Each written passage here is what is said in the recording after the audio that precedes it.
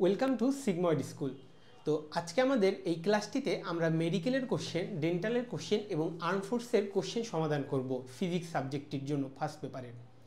তো আজকের এই ক্লাসটিতে 18 সাল পর্যন্ত সবগুলো কোশ্চেন কভার করা হবে এবং আমি বলতে চাই আমাদের ফার্স্ট পেপারের উপরে দুইটা ভিডিও, একটা ভিডিও 2018 সাল পর্যন্ত আর একটা ভিডিও একদম লেটেস্ট সাল পর্যন্ত, দুইটা ভিডিও কোশ্চেনের সলভের উপরে দেওয়া হবে এবং এই দুইটা ভিডিও কমপ্লিট করলে ফিজিক্স ফার্স্ট পেপারের জন্য আমি বলবো 85% প্রিপারেশন তোমার হয়ে যাবে।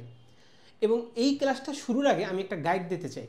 মেডিকেলের কোশ্চেন সলভ করার জন্য সবাই বলবে তুমি যখন ভার্সিটিতে প্রিপারেশন নিবা বা মেডিকেলের প্রিপারেশন নিবা বা ইঞ্জিনিয়ারিং প্রিপারেশন নিবা, কোশ্চেন ব্যাংক সলভের কথা বলবে না এমন কোনো কেউ বা কাউকে পাওয়া যাবে না।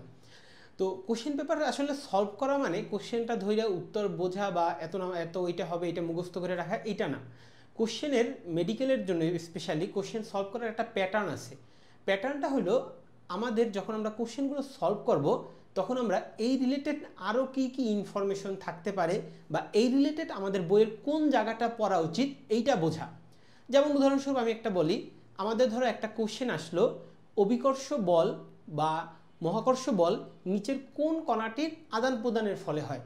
এখন উত্তরটা দেখে ধরো সাপোজ তুমি এটা পারো না, উত্তরটা দেখে তুমি বুঝলা যে গ্রাভিটন বা অমুক একটা কণার জন্য এই অভিকর্ষ বলে আদান প্রদান হয়।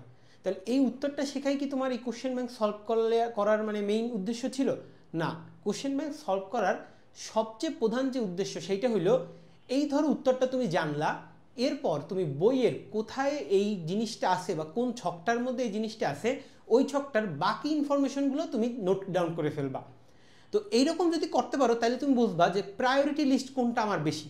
এই প্রায়োরিটি লিস্টেই তোমার সাহায্য করবে মেডিকেলে কম প্রিপারেশন নিয়ে এক্সট্রা নাম্বার পাওয়ার।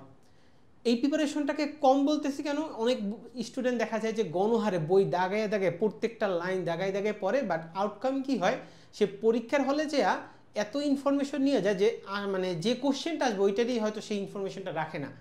বাট এইরকম প্রায়োরিটি বেস করে তুমি যদি পড়ো তাহলে দেখা যাবে কি বইয়ের কিছু কিছু অংশ তোমার দাগ থাকবে। যেমন তুমি কোশ্চেন ব্যাংকটা সলভ করলা, তখন বইয়ের ওই ছকটা বাইর করে দেখলা গ্র্যাভিটন কণার সাথে আর কি কি কণার কথাবার্তা বলা আছে ওগুলো পড়লা, তখন তোমার ওই বইয়ের ওই জায়গাটাতেই দাগ থাকবে।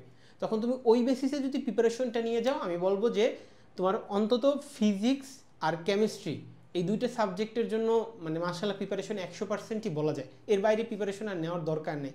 হয়তো বায়োলজির জন্য তুমি একটু এক্সট্রা পড়তে পারো, বাট এই ফিজিক্স আর কেমিস্ট্রির জন্য তোমাদের this is more than enough. তো এত কথা বললাম, এখন আমরা আমাদের ক্লাসটার মধ্যে চলে যাই। আচ্ছা একটু পজ করেন তো এটা।